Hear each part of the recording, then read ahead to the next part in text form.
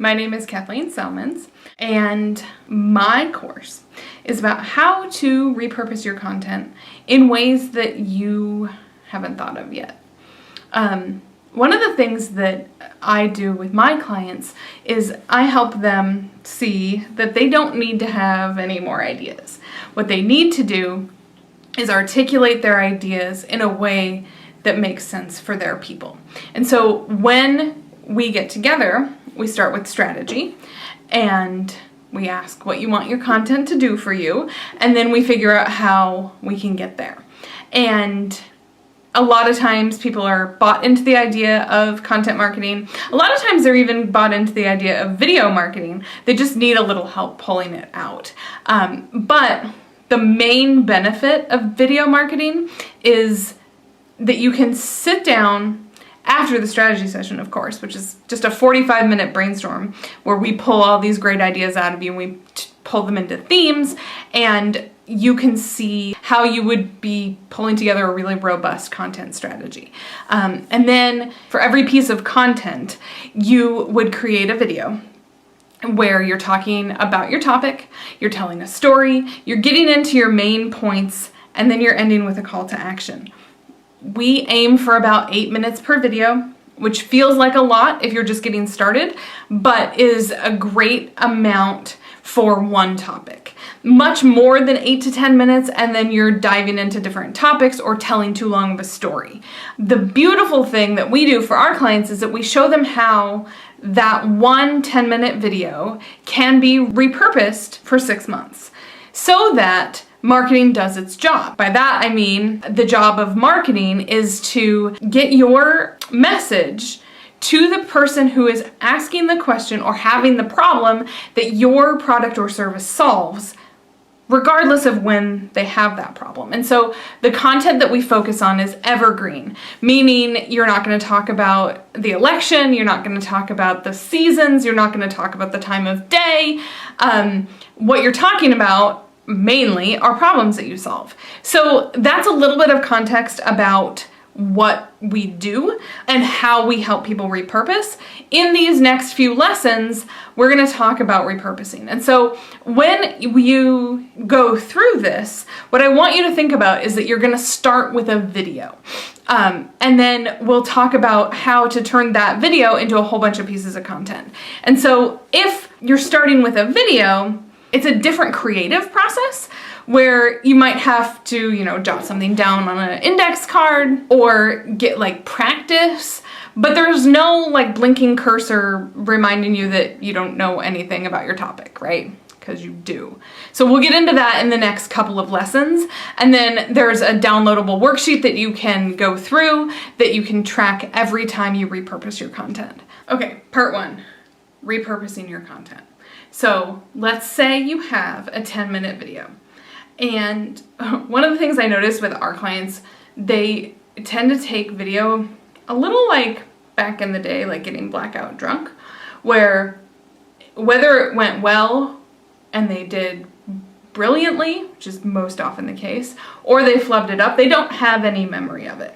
And so the biggest compliment that I can get from a client is hey, I had no idea I had said something so profound, so insightful, so whatever it is, until I saw it again in a clip. And so when you take a piece of content, a video, the first thing you want to do is turn it into a piece of written content. Even if you don't want to use video for your finished product, you really should take that video, transcribe it, and turn it into a blog post. And I don't mean just turn it into a blog post, because we forgive a lot of tangents and, oh, by the way, in video, more so than we do in written content. And also, the Venn diagram of people who consume your content via video versus reading the blog post, there's a little bit of overlap, but it's not very much. And so what you need to do first is turn your transcript into a blog post. In the next piece, we'll talk about some of the tools that we use, but the first tool here is using a writer. We have a writer on our team who takes the video adds context, adds some backstory, defines some things that maybe weren't defined in the video itself, and and then again adds headers and bullet points and makes it readable for a blog audience. And again, a 10-minute video can be about 1,000, maybe 1,200 words, which is a decent size for blog content. And that's the first step. So now, in 10 minutes plus editing, you have a blog post that you can, keyword optimize and get set up on your content channel. But the written part of it is the part that can be repurposed. Once you have your video, make sure you have cut it into the right aspect ratios, tall and skinny, long and wide, square, for the different platforms. Also make sure you can get a 1-minute clip. Maybe it's 1 minute continuous, or you work with an editor who can splice up a bunch of stuff and turn it into 1-minute segments. That's an easy way to repurpose without actually having to do any work. Aside from editing, of course, but you've already said that stuff, so why not have it on the platforms where you already are? Dropping knowledge and elevating your expertise on Instagram and on Facebook and on Twitter and on TikTok and whatever you want to do. The really great repurposing comes from the written content. Now again, that Venn diagram has so little overlap. Even if it does have overlap, even if somebody saw your great moments of genius on camera, they're reinforcing them if they see them again in written context. So what I have found is that there are probably, for every 10-minute video, there's at least 5 pithy quotes that can be pulled for Instagram. So you plop that on your background of choice, and then you schedule it out for Instagram. You can turn your blog post into a Twitter thread. So you take the main points of your blog post and you do a Twitter thread. People consume information on Twitter through threads in a way that I think is probably the way of the future for consuming content on Twitter. Then you can pull out long form and short form content for each piece that way. And then the next thing you can do is you just sit there and schedule it out. And remember that your content has 2 points. One is that call to action, right? Book a call, download a thing, join my mailing list, subscribe to my channel. Whatever it is that you want them to do at the end of the video is what you want them to do in your other content as well. So it's not about, here's this pithy quote I gave you, go click here to watch the rest of it on YouTube. We're not about clicks in this game. We're about connection with your audience. So if you have a great quote for Instagram, just put it up on Instagram, because the point of doing these videos and the point of repurposing is to elevate your expertise and your authority in the eyes of people who will eventually reach out to you. That's one really hard thing I think that people don't easily wrap their minds around, which is the point of content altogether, which is to get you top of mind with the people who are already subscribing to you. The next place you can repurpose is through email. So again, with your 10-minute video, with your 1,000 words, you're not going to put all of that into an email. So you can condense it down and send the same topic via email.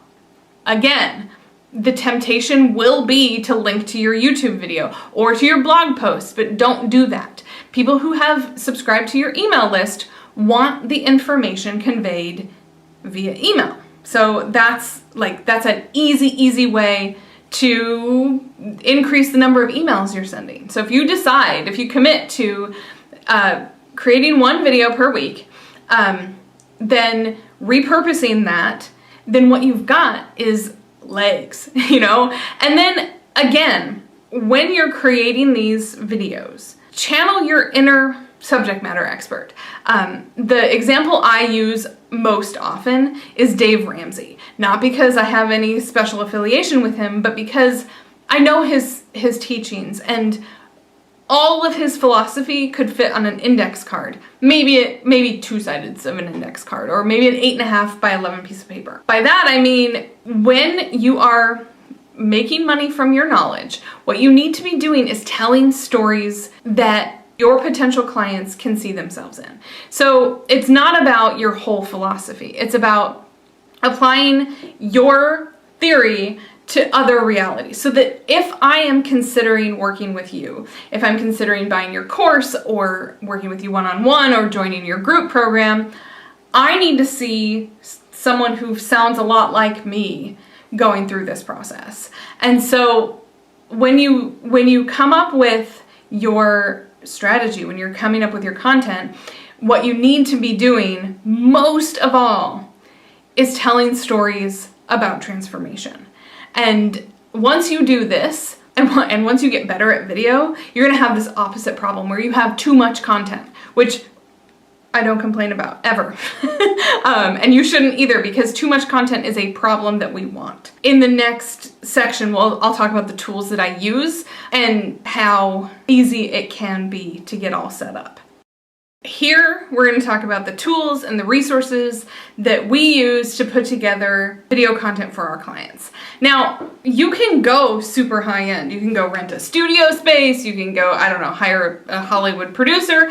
But I think that gear and lack of editing knowledge keeps a lot of us from creating these videos that are one-on-one. Now, unless your job is in movie production, which if it is, cool, that's awesome. You don't need to have the studio environment. You don't need to have an expensive backdrop. I mean, look at mine, right? You don't need to have anything other than your face, your expertise, your personality coming through in these videos. So when you think about it that way, it kind of takes the pressure off. At the same time, you want to have some resources at your disposal that make you feel better. Like a red lipstick, right? For some reason, I am much more ready to work once I've got my lipstick on. I am my mother's daughter, after all. In order to do that, you need to have some basic things. And I have a list of all of my stuff at amplifiednow.com/tools. So what we send to clients after discovering what they have at their disposal is very often a simple ring light, a mic that plugs into their phone, and that's it. Because if you're anything like me, you've more recently dropped your phone in your dog's water dish than you have your computer. So I mean, my phone is a lot newer than my computer. Our computers have 5-6 years of shelf life on them, and our phones, we're just harder on our phones, on our handheld computers, than we are on our desktops, which means that we have this newer gear, and most of you have a 4K camera in your pocket almost at all times. And that's awesome. First of all, you don't need 4K. You'll end up spending a lot more money than you need to on storage if you record in 4K. I would say that unless you plan on having your videos on a billboard, 1080p is probably fine. So you're off the hook there. You probably already have the camcorder that you need. I use a camcorder, but what I send clients are these little lavalier mics. So they're plugged in. They have to be pretty close to their phone, but they should be pretty close to their phone anyway because that's their camera. That's the hardware. We use Dropbox because these files get to be rather large. And we use Otter.ai for transcription. There's a lot of different transcription options. One of the most popular is called Rev. I find that Otter.ai, which is a robot, it's artificial intelligence that does plain language transcription, it does about 95%. So your first step in that editing process is to make sure your name is spelled correctly, your words make sense. So you can, when you upload the audio to Otter, it'll map it out for you and you just fix it. It takes, for a 10-minute video, it probably takes about 10 minutes to edit that. And then you're ready to put the captions on your videos themselves. I would say that you want to hard burn your captions in. Most people are watching video on mute. I think that's wild, but I also understand, especially now when everybody's at home. If you just want to watch a video and you want to get the information, you're not necessarily interested in attracting the attention of the other people that are in your house. Make sure you hard burn your captions in, and then once you have this like set up, it's work, yes, but it is so much less work than coming up with a very robust piece of content. This is such a different game, and it's a more fun game, and it's better for your whole sales process. So when you're coming up with your strategy, when you're thinking about where your buyers are in their journey, they ask different questions. And so anytime you're answering a question, that's the basis of what you need to be doing. You have all these tools. This is all you need to get started. I would say that strategy is really important.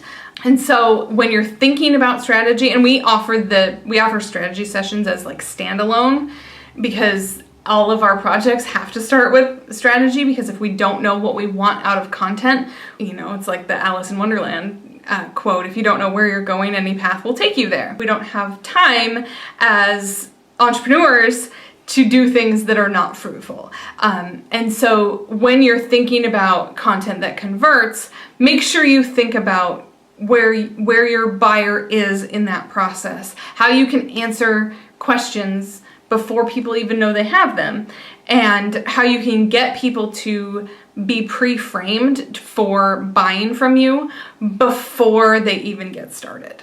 Okay, so to wrap up, we have our videos, we have them turned into blog posts, we have those blog posts cut up into the different areas of our focus.